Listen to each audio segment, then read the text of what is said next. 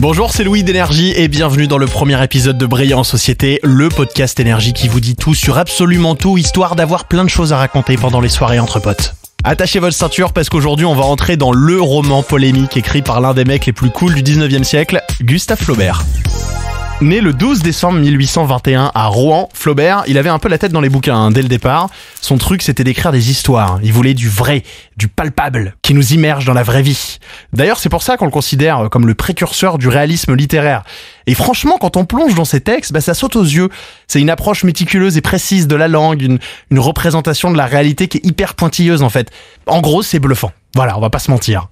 En 1851, à 30 ans, il commence à écrire Madame Bovary. Et c'est pas une mince affaire, cette histoire. Il a passé 5 années sur le texte à se documenter, à peaufiner, à réécrire. Un vrai perfectionniste, comme on a dit. Et en 1856, le texte est publié dans La Revue de Paris sous forme de feuilleton. Et là, c'est le drame. L'auteur, son éditeur et même son imprimeur sont jugés en fait pour outrage à la morale publique et religieuse et aux bonnes mœurs. Et on dit que son approche, en gros, est vulgaire.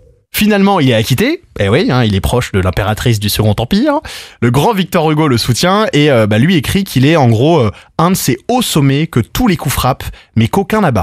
La classe, quand même. Alors, il faut quand même savoir que en même temps, Charles Baudelaire est poursuivi par le même tribunal pour les mêmes raisons. C'était un peu l'époque après la publication des Fleurs du Mal. Et il a beaucoup moins de chance, lui pour le coup, parce qu'il est bel et bien condamné.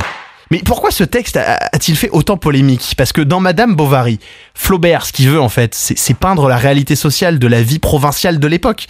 Ce qui l'intéresse, ce sont les aspirations, les illusions et les déceptions de cette classe moyenne version 19e siècle. On va regarder ça un petit peu ensemble. Si vous ne l'avez pas lu à peu près 8 fois en cours de français au lycée, je vous résume un petit peu le texte. C'est l'histoire d'une fille, donc, qui s'ennuie dans un mariage terne, qui tourne en rond et qui décide de pimenter un petit peu les choses. Et vous savez quoi ? Ça se termine pas vraiment comme un conte de fées. Donc cette charmante Emma Bovary, comme elle s'appelle, c'est une grande romantique. Éduquée au couvent, elle a passé son temps à bouquiner des romans d'amour et de chevalerie.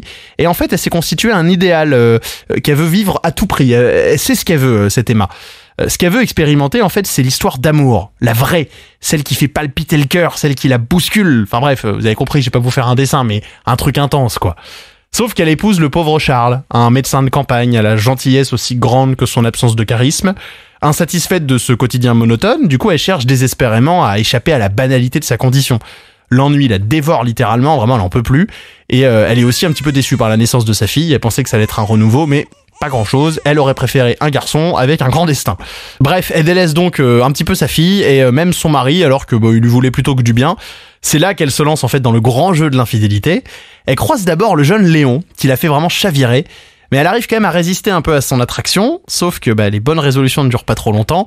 Rapidement, elle rencontre quelqu'un d'autre et c'est Rodolphe, un petit séducteur local qui est plutôt doué pour les promesses en l'air, alors que les relations stables c'est pas trop son truc. Il a cependant le mérite de comprendre la vraie nature de la jeune femme. Célibataire et plutôt cynique, lui, il a étudié la psychologie féminine uniquement pour devenir expert en séduction, il était malin.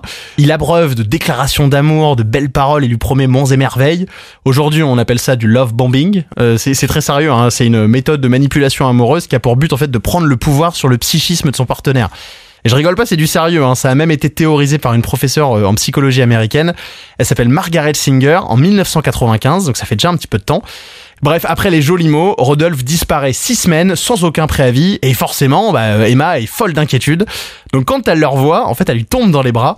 Et du coup, je vous l'ai dit, lui, le problème, c'est qu'il savait exactement ce qu'il était en train de faire et que c'était un mec pas vraiment très cool. Rodolphe, du coup, il se lasse rapidement, il l'abandonne un petit peu au fur et à mesure, même à la fin sans le moindre remords. Mais il a éveillé l'essence de Madame Bovary. Et là, Léon, vous savez, le premier pour qui elle avait ressenti une attraction mais elle avait pas craqué, et finalement, il revient un petit peu dans le game. C'est un clerc de notaire, lui, qui est hyper romantique. Il a des très bonnes manières, il aime débattre avec des gens mûrs, il peint à l'aquarelle, il lit, enfin bref, voilà, c'est un mec un peu cultivé. Nos deux tourtereaux, du coup, partagent un peu les mêmes goûts, parce qu'Emma, c'est un petit peu de ce style-là. Du coup, sur le papier, il a l'air plutôt parfait, notre camarade. Sauf que son problème, c'est qu'il est pas sûr de lui, et qu'il se laisse rapidement dominer par sa maîtresse. Trop occupé à rêver de mondes idéaux. Il colle pas tout à fait au script, en fait. Et donc, Madame Bovary, qui pensait trouver en lui l'homme idéal, se rend compte, en fait, du fossé entre ses fantasmes, ce qu'elle imaginait au fur et à mesure du temps, et la réalité. Quant à son mari, vous m'excuserez, mais c'est un peu le personnage niais par excellence, Il est complètement aveugle, il remarque rien. Mais il remarque ni les désirs d'Emma, ni ces incartades un petit peu partout qui pourtant étaient tout sauf discrètes. C'est même lui en fait qui la pousse à fréquenter Rodolphe puis Léon. C'est quand même improbable, c'est quand même le comble.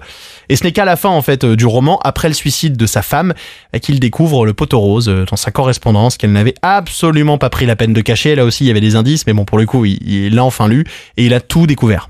Une des questions qu'on peut se poser alors est de savoir si Flaubert s'est inspiré d'une histoire vraie. Parce que lui, il a toujours nié. Il a toujours dit « Madame Bovary est une pure invention ». Même, je cite, « Ce qui n'empêche pas qu'ici en Normandie, on ait voulu découvrir dans mon roman une foule d'allusions ». Mais en fait, on est presque sûr qu'il a menti, notre ami Flaubert. 3 ans avant qu'il commence à écrire le texte, juste à côté de l'endroit où se déroule l'intrigue de Madame Bovary, en Normandie donc, une certaine Delphine de la Mare se suicide. Et la jeune fille est issue d'une lignée de fermiers assez aisée. Elle est formée au couvent, comme l'héroïne de Flaubert, et comme Madame Bovary, elle rêve de quitter une vie de campagne qu'elle trouve un peu misérable. Delphine de la Mare épouse un médecin, pas folichon, donne naissance à une fille, puis rencontre un jeune homme éloquent qui devient son amant. Quand il l'abandonne, elle se noie dans des dépenses mais inconsidérées, là encore comme notre Emma nationale. Puis elle rencontre, tiens, un jeune clerc de notaire, qui lui aussi la laisse tomber brutalement. Perdue de toute illusion, désespérée, endettée, elle se donne la mort, elle se suicide, et il faut quand même admettre que les ressemblances entre Delamare et les Bovary sont assez nombreuses, mais bon, on pourra jamais en être sûr. Mais je vous laisse vous faire votre propre avis dans ce podcast. Quoi qu'il en soit, Madame Bovary est un roman qui pose la question de l'infidélité, et ce qui est vraiment unique pour l'époque, c'est que l'auteur l'aborde d'une manière complexe et un peu multifacette. On peut notamment l'interpréter comme une tentative désespérée d'Emma d'échapper à l'ennui, à la médiocrité de sa vie quotidienne qui était, je vous l'ai dit, en campagne. Et Flaubert, ce qui l'intéresse, c'est la psychologie complexe de son personnage principal et les conséquences dévastatrices de ses choix sur sa vie et sur ceux qui l'entourent. Mais en fait, il porte pas vraiment de jugement moral. Et on peut encore analyser ce livre d'un point de vue psychologique, c'est un cas d'école d'ailleurs, de mélancolie. D'ailleurs, en 1892, le philosophe Jules de Gaultier, lui, s'est intéressé au personnage principal et il a inventé le concept du bovarisme, inspiré donc de Madame Bovary. En gros, selon lui, c'est, je cite, « le pouvoir départi de l'homme de se concevoir autre qu'il n'est ». Donc c'est quelqu'un qui n'est pas satisfait de sa vie et qui aspire à échapper à sa réalité. C'est exactement ce qui arrive à Emma, qui tente de transcender la banalité de sa vie affective et sociale par l'adultère parce qu'elle s'ennuie un petit peu. Flaubert, il a vraiment capturé avec brio ce sentiment universel qui est le désir d'avoir ou de vivre quelque chose de plus différent, de plus intense. Et après tout, qui n'a pas eu envie un jour de pimenter un peu sa routine quotidienne en sautant dans une calèche romantique avec un Rodolphe local? Il y a un truc un peu super moderne quand même dans ce texte, parce que même aujourd'hui quand on lit Madame Bovary, quand je vous raconte cette histoire, aujourd'hui on se sent quand même un peu concerné par l'histoire.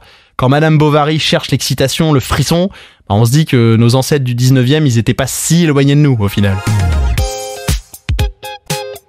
D'ailleurs, on le sait, l'écrivain a déclaré, je cite, « Madame Bovary, c'est moi ». Voilà. Ce qui voulait dire sans doute que lui aussi voulait en finir avec tous les délires de l'imagination. Et pour les femmes d'aujourd'hui, ça peut nourrir une prise de conscience. La passion amoureuse, trop souvent, c'est une chimère. Il vaut mieux ne pas tout attendre de l'amour, mettre un peu à distance les contes de fées et puis se fabriquer soi-même son destin. Au final, c'est ça, pas vrai ?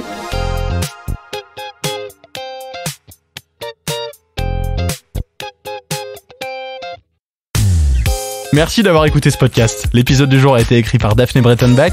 Je suis Louis, animateur sur Énergie, et le podcast Briller en société est un podcast Énergie.